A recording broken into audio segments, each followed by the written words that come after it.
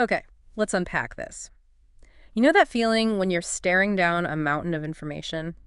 Especially when it's for something like a toxicology Oh, exam. definitely. You're trying to piece together all the crucial bits, and it can just feel like you're drowning in details. Yeah, it's like trying to learn a new language in a weekend.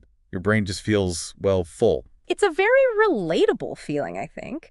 When you're faced with a complex field like toxicology and the pressure is on to grasp the essentials quickly, the sheer volume of info can feel, yeah, overwhelming. But that feeling is exactly what we aim to address here. Exactly. That's where this deep dive comes in. Think of us as your guides, sort of sifting through the noise to bring you the fundamental knowledge you really need. Hmm. Today, our mission is laser focused. We're diving into the initial critical steps of managing a poisoned patient, specifically with an eye toward what's most important if you're prepping for an exam on this. Right, we want to carve out those core concepts so they actually stick with you.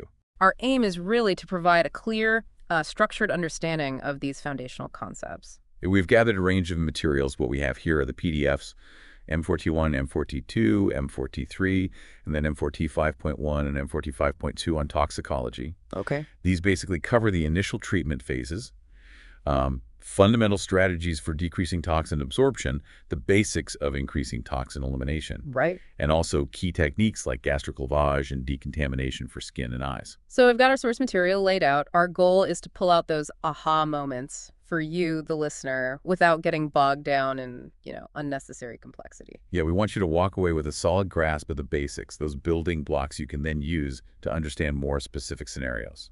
Perfect. So let's start with the big picture then. Initial management. What are the fundamentals? Right. Our sources really emphasize three fundamental aspects when treating a poisoned patient. These are the absolute cornerstones. Okay, lay the groundwork for us. What are these three essential pillars we need to keep in mind, especially for an exam? Okay, first, there's vital support, just making sure the patient's basic life functions are stable. ABCs, basically. Yeah, Airway, breathing, circulation. exactly. That's the absolute priority.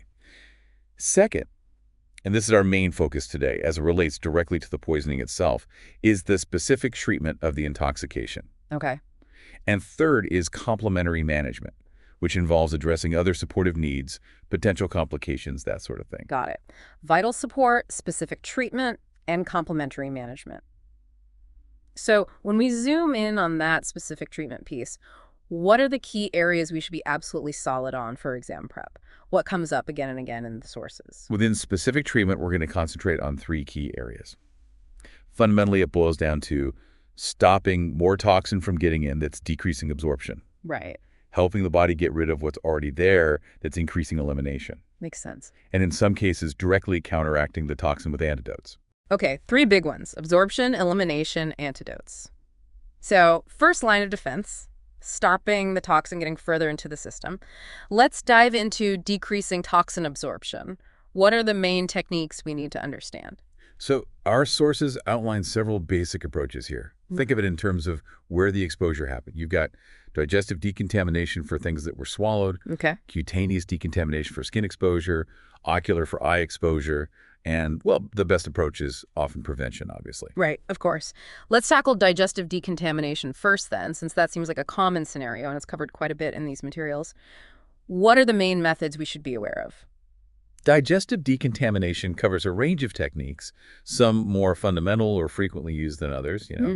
These include things like emetics to induce vomiting, gastric lavage or stomach pumping, activated charcoal, cathartics to speed things up, total intestinal lavage, and then less commonly things like endoscopy, surgery, and dilution. Okay, that's quite a list. Let's break down some of the key ones, focusing on what's essential to know. Emetics first, things like apomorphine, ipecac syrup. Are these still fundamental tools? Generally, no. Emetics are now largely in disuse, maybe except in very, very rare situations. Okay. Historically, yeah, they were used to induce vomiting, try and expel ingested toxins. But apomorphine, even though it acted faster, had significant side effects like CNS depression. Not good. No. And ipecac syrup isn't even commercially available in Spain, though the WHO apparently still considers it essential sometimes. So what's the key takeaway for the exam then? I'd say the key thing to remember is why they're not used much and the contraindications. Things like decreased consciousness or ingesting caustic stuff, situations where vomiting could actually cause more harm. Right, makes sense. The move away from them really reflects learning in toxicology, prioritizing more predictable removal with less harm. The risks just often outweigh the benefits compared to other methods. Okay, so understanding the why not is important. What about gastric lavage? Stomach pumping, that feels like a classic first aid idea. It was, yeah. Gastric lavage was historically common, but its use has also dropped off significantly. Often, it's been superseded by activated charcoal, which we'll get to. Well, Gastric lavage involves putting a tube, preferably orogastric, for a larger bore into the stomach, sucking out the contents, and then washing it out with fluids. and when might it still be considered? Is it still a fundamental concept we need to know the specifics of? Well, its main indication, according to these materials, is pretty narrow now. Recent ingestion, like within the first hour, ideally, Okay. of something potentially toxic that could be absorbed, and maybe where charcoal won't work well. But crucially, there are important contraindications you must know. Such as? Things like ingesting caustic substances or hydrocarbons, or if the patient has decreased consciousness and doesn't have their airway protected, that's a big one. Right, aspiration risk. Exactly. Technique is vital. Patient positioning and potential complications like aspiration pneumonia need to be kept in mind. So, yes, be aware of it, but its application is very selective now. It's interesting how practice changes, isn't it? From being standard to being quite niche. Absolutely. Based on evidence. Now, Yeah. activated charcoal. That comes up a lot in the sources as the current recommended method by many. Okay, so this is a big one. Why is activated charcoal so fundamental now? What do we need to grasp? Okay, so activated charcoal is basically this highly absorbent powder. Think of it like a super microscopic sponge. Right. It binds to many substances in the GI tract, and that prevents them from being absorbed into the bloodstream. Got this huge surface area, so it can stick to lots of different toxins. Like a universal binder, almost. Sort of, yeah, relatively universal. But the key conditions for it to work, and this is what you'll need to recall for an exam, are a short time window after ingestion, How short? ideally within 1 hour, but maybe up to 2, sometimes even 6 hours if the substance slows down stomach emptying. And crucially, the toxin has to actually be absorbable by charcoal. Ah, okay. So timing and the type of toxin are fundamental considerations. Absolutely critical decision points. How's it given? And what are the basic downsides or contraindications? It's usually given orally, or maybe via a nasogastric or orogastric tube. Standard doses for adults and kids exist. Side effects. Well, constipation is common, sometimes vomiting. Okay. And importantly, it doesn't work for everything. You should probably be familiar with the list of things it doesn't absorb well. Like what? Things like alcohols, lithium, heavy metals, hydrocarbons, those kinds But of it's things. bliss to know. Any times you absolutely wouldn't use it. Yeah. Key contraindications include an unprotected airway. Always protect the airway first. Also, caustic ingestion, or if there's GI hemorrhage or obstruction. Makes sense? Oh, and we should also mention single versus repeated doses. Sometimes repeated doses are needed. Where would that be? For really toxic substances or things that undergo anaeropatic recirculation where they get excreted into the gut and then reabsorbed. Interrupting the cycle? Exactly. Or for some sustained release medications. Yeah. Understanding that journey of the toxin in the body is key. Got it. Good to know about what it doesn't absorb. Now, what about cathartics, like sodium or magnesium sulfate, sorbitol? Saw those mentioned. Do they play a fundamental role? Cathartics have a pretty limited role on their own. Their main use is often alongside activated charcoal, really just to help prevent constipation by moving the charcoal through the gut faster. So not a primary decontamination method itself. Not really. There's a lack of strong scientific evidence showing they actually improve outcomes in poisoning cases. And repeated use can cause problems like electrolyte imbalances, dehydration. Sorbitol especially needs caution in kids. Okay, so mostly supportive with charcoal. Got it. What about total intestinal lavage? Using polyethylene glycol sounds intense. When is that a fundamental consideration? Total intestinal lavage, yeah, it has very specific restricted indications. It's mainly for things that charcoal doesn't absorb well, like lithium and iron, Ah, okay. or for really toxic products like paraquat or arsenic, maybe sustained release meds, and definitely in cases of body packers smuggling drugs internally. Right. How does it work? It involves giving a huge volume of this polyethylene glycol solution to basically flush out the entire GI tract. Wow. Contraindications. Yeah, things like bowel obstruction or if the patient is hemodynamically unstable. And importantly, you can't really use it with activated charcoal because the massive fluid volume kind of washes away the charcoal's effect. Right, incompatible. Okay, very specific uses then. I also saw endoscopy, surgery, dilution mentioned briefly. Are these fundamental first-line things? Not really first line. Endoscopy and surgery are for specific situations, like getting out ingested foreign objects or dealing with body packers if other methods fail. And dilution, like Yeah. drinking water after swallowing something. It's been suggested for caustic ingestions, but the evidence supporting it is pretty limited, and it might actually make vomiting worse. So these are more niche, not fundamental techniques for most poisonings. Okay, that covers the digestive side pretty well. Now, what if the toxin gets on the skin? Cutaneous decontamination. What's the basic first step there? For skin exposure, the goal is to stop absorption and prevent local or systemic effects. The absolute fundamental method is immediate, thorough washing, With what? copious amounts of water and soap. And for a decent amount of time, like 10 to 15 minutes, maybe even repeated washing. Okay. And it's crucial to get any contaminated clothing off. And for healthcare staff to wear proper PPE gloves, gowns to avoid getting contaminated themselves. Right. Protect yourself, too. Any special cases? Well, yeah, for certain dry chemicals, think sodium, potassium, dry lime, you might want to brush the substance off before washing. Adding water directly can sometimes cause a reaction, like heat. Oh, good point. Dry decontamination first for those. Makes sense. Wash it off quickly and thoroughly. What about the eyes? Ocular decontamination sounds like it needs to be super urgent. It absolutely is. Immediate action is crucial. The fundamental procedure is copious irrigation, flushing the eye with running water right away, holding the eye open. Just water initially. Yeah, immediately.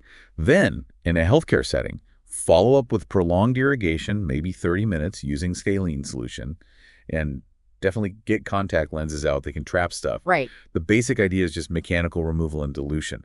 For really strong caustics, that irrigation might need to go on for at least 2 hours. 2 hours. Yeah. Wow.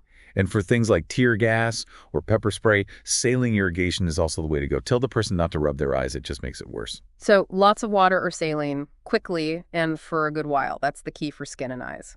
Okay, lastly, the sources mentioned preventing parenteral and respiratory absorption. Basic concepts there. Yeah, for parenteral, like injections once it's in, there's not much you can do to prevent absorption at the site after the fact. Prevention beforehand is key. Like avoiding needle sticks. Exactly. For respiratory exposure, the fundamental action is simple. Get the patient out of the toxic environment immediately. Stop them from breathing any more in. Makes sense. Okay, so we've covered trying to stop the toxin getting in. Now, what if it's already absorbed? Let's talk about the basics of increasing toxin elimination. What are the fundamental strategies? Right. Once a toxin is absorbed, the goal shifts. Yeah. Now we want to enhance the body's own natural elimination pathways. We can broadly categorize these fundamental techniques into 2 groups. Okay. Renal depuration, helping the kidneys get rid of toxins via urine, and extrarenal depuration, which uses external medical devices to filter toxins from the blood. All right, let's start with renal depuration, helping the kidneys. What are the basic ways we can speed that up for toxin removal? Renal depuration mostly focuses on increasing urinary excretion. The main basic concepts are neutral diuresis, which is basically just giving enough fluids to support good urine flow. Just hydration, essentially. Pretty much, supportive diuresis. Yeah. And then there's alkaline diuresis. This aims to enhance the elimination of certain types of weak acid toxins by making the urine more alkaline, increasing its pH. How does that help? It helps trap the acidic toxin in the urine so it gets excreted instead of reabsorbed. Acid diuresis, trying to make urine more acidic for basic toxins, is pretty much obsolete now because it's risky. Okay. So are these diuresis techniques used a lot? Their use is actually somewhat limited these days. There's potential for electrolyte problems, and frankly, extrarenal techniques have advanced quite a bit. But achieving alkaline diuresis fundamentally involves giving fluids and bicarbonate. So mainly supportive hydration, maybe manipulating urine pH for specific toxins, but less common now. What about extrarenal depuration? Using machines sounds more advanced. Basic principles for the exam. Yeah, extrarenal depuration uses external devices, machines, to remove toxins directly from the blood. Hemodialysis, or HD, is the most common basic technique you need to know. Dialysis, right. How does that work for poisons? The patient's blood is passed through a filter with a spiral semi-permeable membrane. Toxins diffuse across this membrane into a fluid called dialysate, effectively filtering them out of the blood. What makes a toxin easy or hard to remove this way? Key factors, and these are fundamental to understand for exams, are the toxin's properties. Things like low molecular weight. Small molecules. Right. Small volume of distribution, meaning it stays in the blood rather than hiding in tissues. Low protein binding, so it's free in the blood to be filtered. And good water solubility. Okay, so size, where it goes, if it's bound up, and if it dissolves in water. Got it.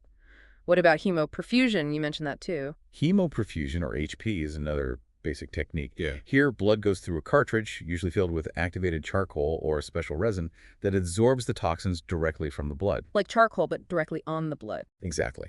It can sometimes achieve higher clearance than hemodialysis for certain toxins that stick well to the absorbent. But a key difference is it doesn't correct electrolyte imbalances like dialysis can, so its use is more limited. Okay, that gives us a good basic idea of how these work. How do doctors actually decide which one to use? What are the fundamental considerations there? Well, that's where evidence-based guidelines are crucial. The EXTRIP project, Extracorporeal Treatments in Poisoning Work Group, is a really important resource here. Extractor. Yeah. We won't dive into all their specific recommendations today, Yeah. but it's fundamental to know that resources like this exist. They provide guidance based on the best available evidence. What kind of evidence? They look at the specific toxin, the patient's condition, how severe the poisoning is, lab results like the toxin level in the blood, kidney function, all that stuff. It's very tailored. Exactly. It's not one size fits all. The decision is specific to that patient and that poisoning. Mm-hmm. And importantly, for some substances like, say, tricyclic antidepressants, extrarenal methods are generally not recommended. Why? Because of their pharmacokinetics, they have a really high volume of distribution. Meaning the drug is mostly in the tissues, not the blood. Precisely. So trying to filter it out of the blood just won't remove very much. Okay. So understanding the toxin and the patient and using evidence. Got it. You also mentioned the MARS system briefly. Is that a fundamental toxin elimination technique? The MAR system is a bit different. It's primarily a liver support system. You might see it used in severe liver failure, maybe from something like paracetamol poisoning. So it helps the liver. Yeah, it aids in overall detoxification by supporting the liver's function, but it's not directly pulling toxins out of the blood in the same way hemodialysis or hemoperfusion does. It's more about helping the body process the toxins. Okay, good distinction. So we've covered the basics of decreasing absorption and increasing elimination. The last fundamental piece you mentioned earlier for specific treatment was antidotes. Yes, antidotes. In many ways, these are the most specific defining aspect of clinical toxicology. They directly counteract the effects of certain poisons. How do they work? What are the basic mechanisms? They work in diverse ways, fundamentally.